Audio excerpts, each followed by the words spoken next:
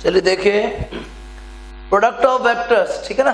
मैंने आपको रेजोल्यूशन बता दिया था, triangle law, parallelogram law, addition, resultant की सारी कहानियां बता दी थी, ठीक है।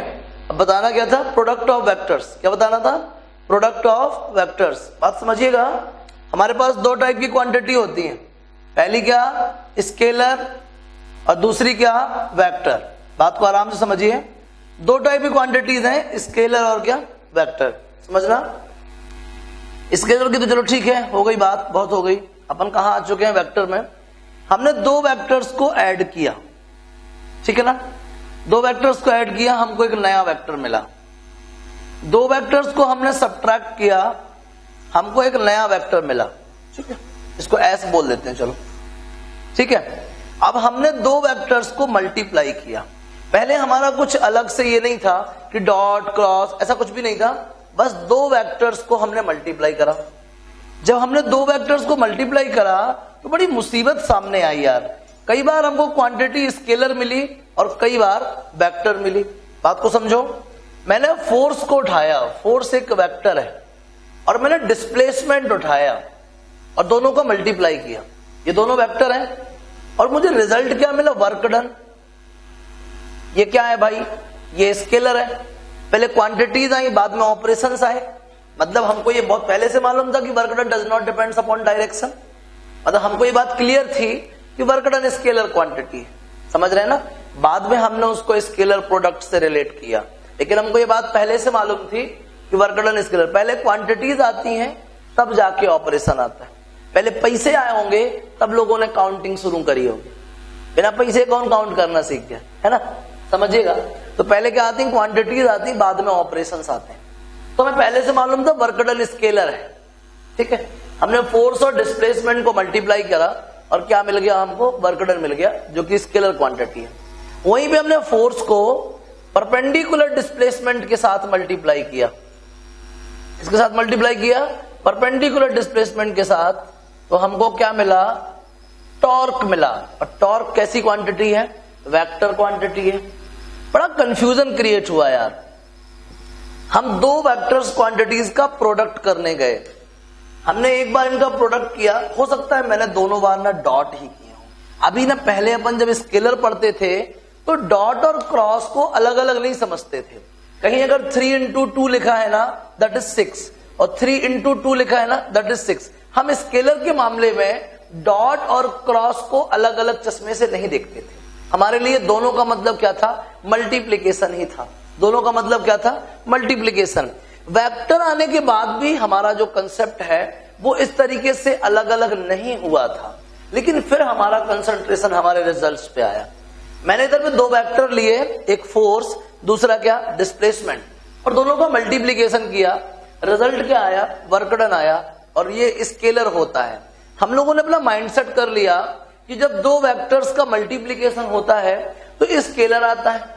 तभी हमारे एक दूसरे भाई ने दो वेक्टर उठाए, एक तो फोर्स, दूसरा परपेंडिकुलर डिस्प्लेसमेंट, और देखा कि टॉर्क आया। टॉर्क कैसी क्वांटिटी है, वेक्टर। हम दोनों में बहस हो गई। मैं क्या कह रहा था, दो वेक्टर्स का प्रोडक्ट स्केलर आता है।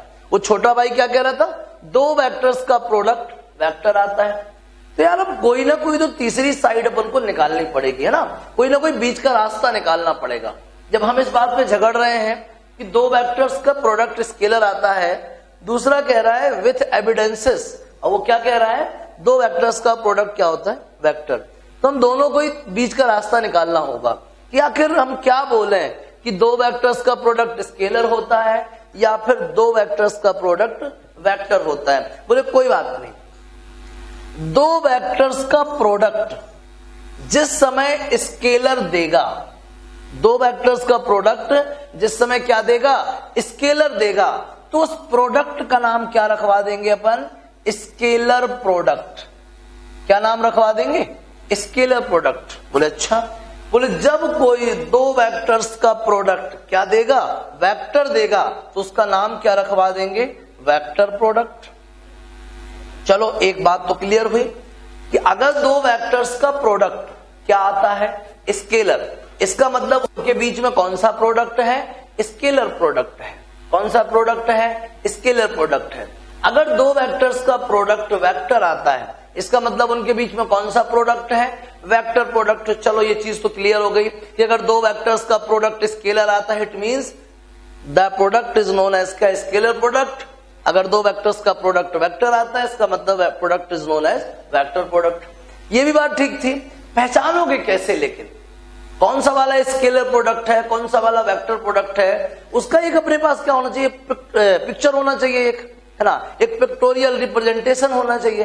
बोले ठीक है, काम करते हैं, स्केलर के लिए जो सिंबल यूज करेंगे दैट इज डॉट, और वेक्टर के लिए जो सिंबल यूज करेंगे दैट इज क्रॉस।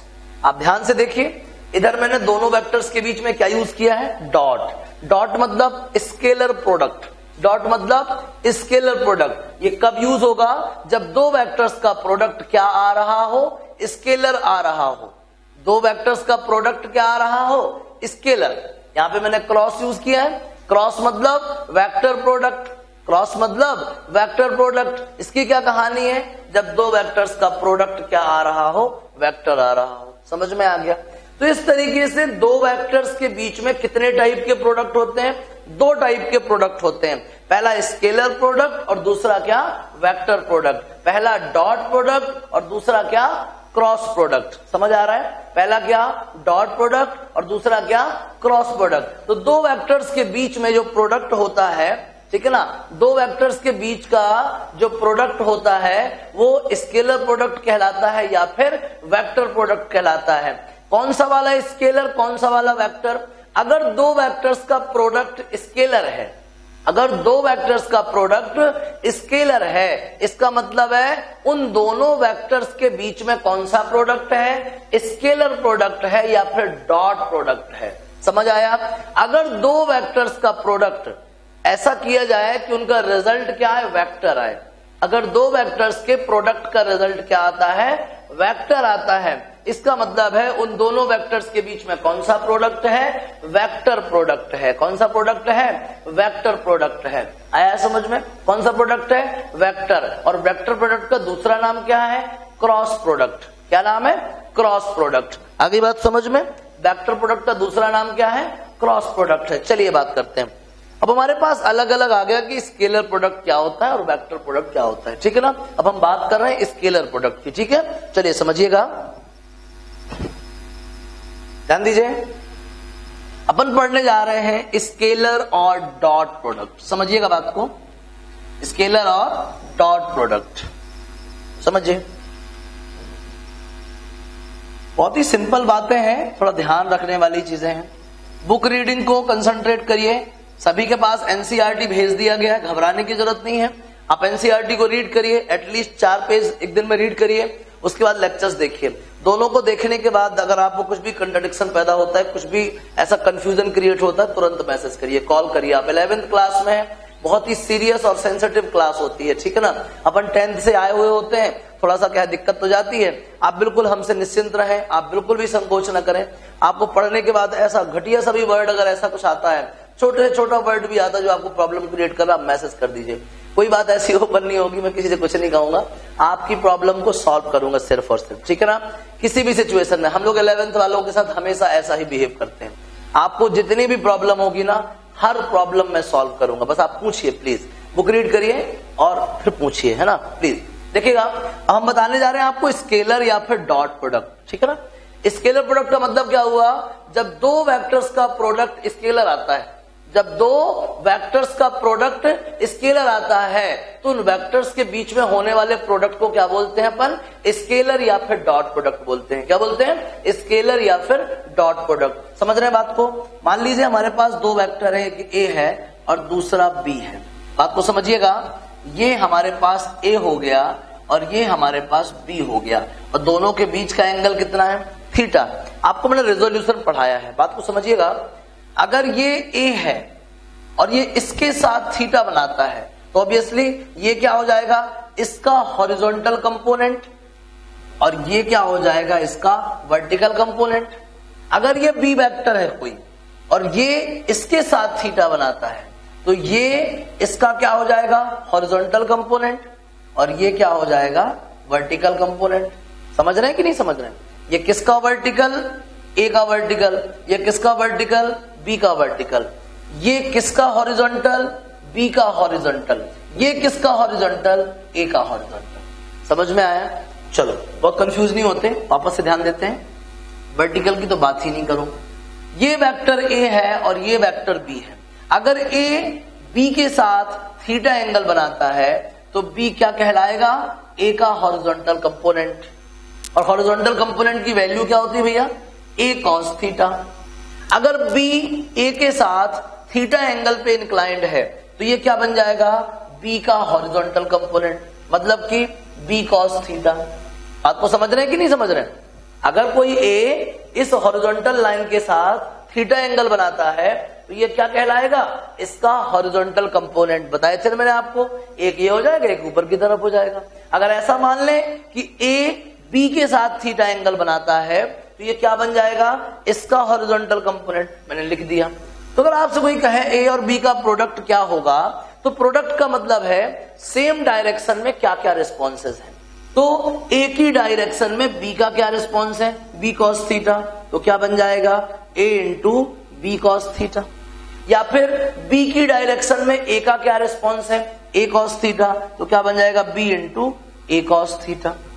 ये लीजिए, ये ए डॉट बी के फॉर्मूले हैं, या तो बी इंटू ए कॉस थीटा या फिर ए इंटू बी कॉस थीटा। समझ में आ गई आपको ये चीज? दो वेक्टर अगर थीटा एंगल से इंक्लाइंड है तो उनके बीच का डॉट प्रोडक्ट क्या होगा, दोनों का मैग्नीट्यूड इंटू क्या, cos of the angle between them. The dot product between two vectors is the product of the magnitude of first, magnitude of second and cosine of the angle between them। ये इसका geometrical representation हो गया। समझ आ गया आपको अच्छे से? Resolution भी मालूम है? क्लियर हो गया? तो दो वेक्टर्स के बीच का डॉट प्रोडक्ट क्या होता है, पहले वाले का मैग्नीट्यूड दूसरे वाले का magnitude into cosine of the angle between them. समझ में आ गया? अच्छे से क्लियर हो गया? चलिए, यूज क्यों करते हैं, क्यों पढ़ रहे हैं, कुछ एप्लीकेशंस देख लीजिए, ठीक है ना। डॉट प्रोडक्ट के कौन कौन से एप्लीकेशंस हैं? पहला एप्लीकेशन तो है work done, force dot displacement. दूसरा वर्क डन है power, instantaneous power, force dot velocity, instantaneous power, force dot velocity. तीसरा है फ्लक्स, फील्ड डॉट एरिया, ये लिख देते हैं, फील्ड डॉट एरिया। मैंने फ्लक्स के आगे नाम नहीं लिखा, वो इलेक्ट्रिक फ्लक्स भी हो सकता है और मैग्नेटिक फ्लक्स भी हो सकता है, लेकिन चाहे वो इलेक्ट्रिक फ्लक्स हो चाहे मैग्नेटिक फ्लक्स, फॉर्मूला क्या होता है, फील्ड इनटू एरिया।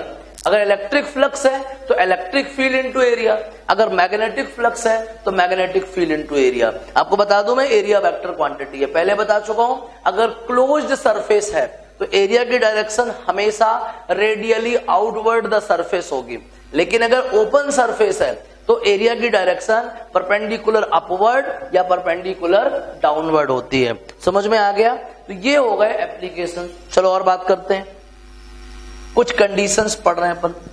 सबसे पहले बात करते हैं, हमने क्या देखा, ए डॉट बी कितना होता है बताओ, modulus of A modulus of B cos theta.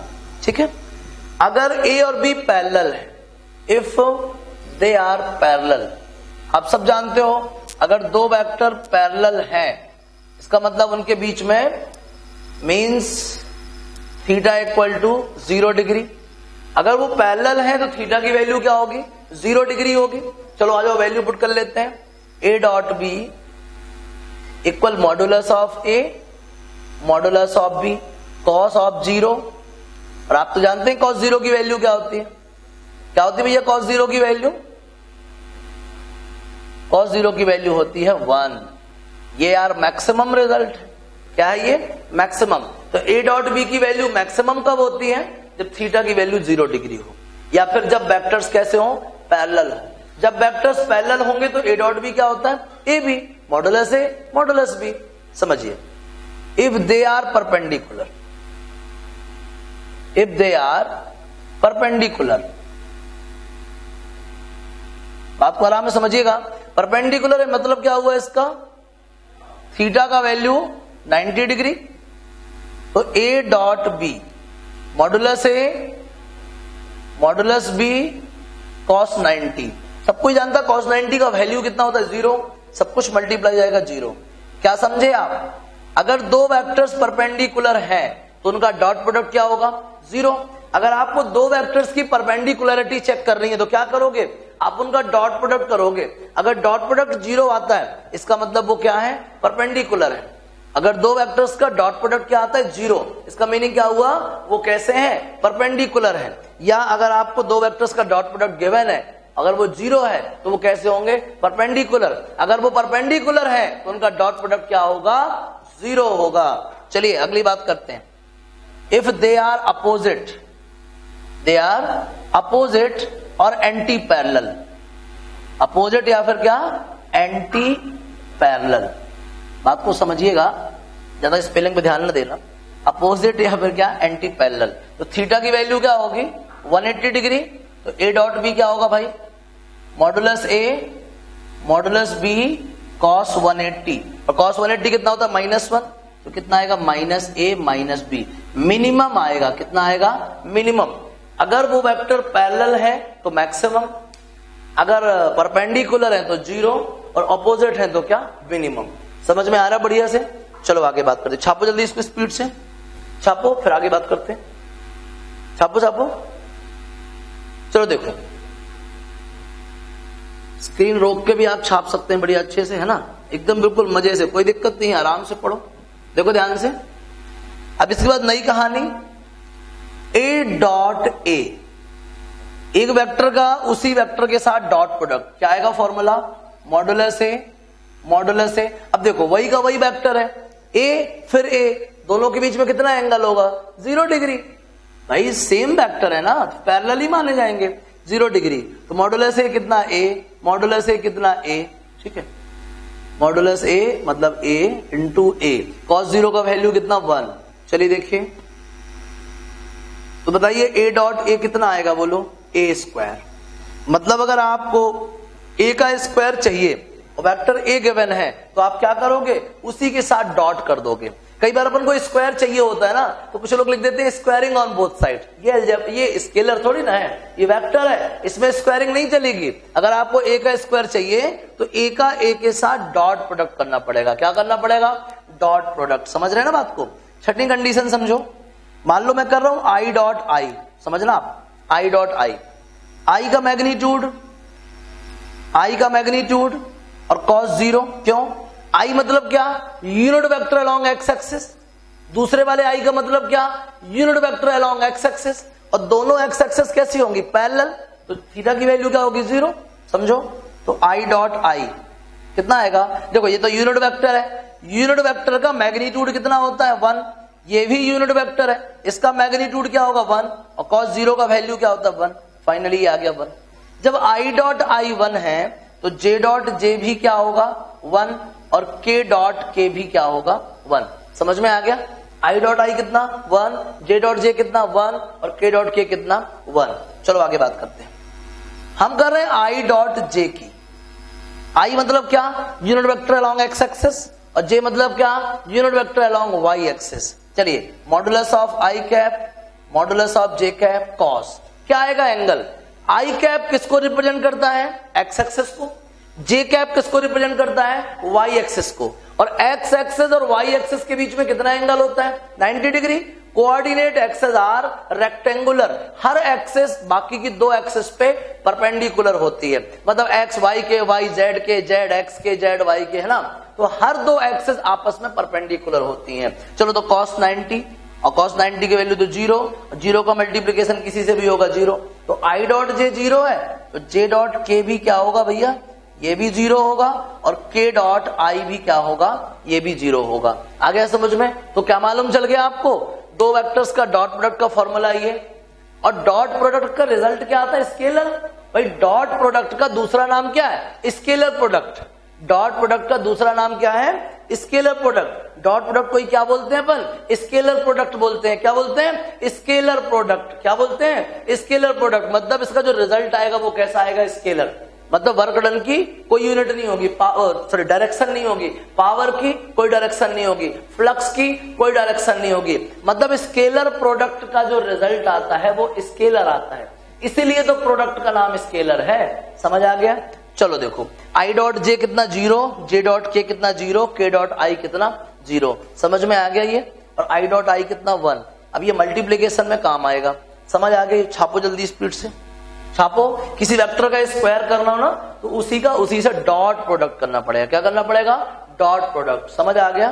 पक्के से थीटा भी निकाल लोगे, मैग्नीट्यूड्स भी निकाल लोगे, वेक्टर्स भी निकाल लोगे। समझ आ गया बढ़िया से? परपेंडिकुलरिटी क्लियर हो गई। दो वेक्टर अगर परपेंडिकुलर होंगे तो क्या होगा? उनका डॉट प्रोडक्ट 0 होगा। डॉट प्रोडक्ट क्या होगा? 0। बेटा इसको चलो देखो, अब एक और बढ़िया चीज, एक अच्छा क्वेश्चन कर लेते हैं, मजा आ जाएगा आपको, है ना।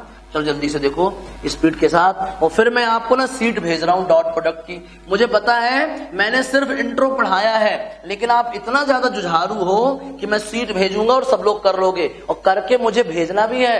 क्लास लेने के बाद पूरी सीट सॉल्व करोगे और वो सीट मुझे भेजोगे, याद रखना, लापरवाही नहीं चलेगी। तो जल्दी से समझो बात को। मैंने एक वेक्टर ले लिया है ए का वैल्यू है ए एक्स आई कैप, ए वाई जे कैप और ए जेड के कैप। मेरे पास वेक्टर बी है बी एक्स आई कैप, बी वाई जे कैप और बी जेड के कैप। मुझे करना है ना ए डॉट बी। चलो देखो फटाक से, ये मैंने रख दिया ए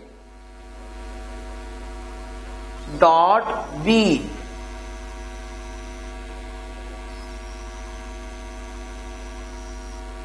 ये रख दिया भैया।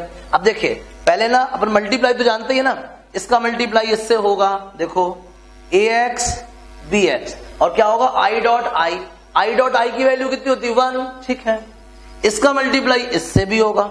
लेकिन देखो आई डॉट जे, और आई डॉट जे कितना होता है? 0। तो लिख देते हैं एक बार, है ना, A X B Y I dot J. I dot J क्या होता है?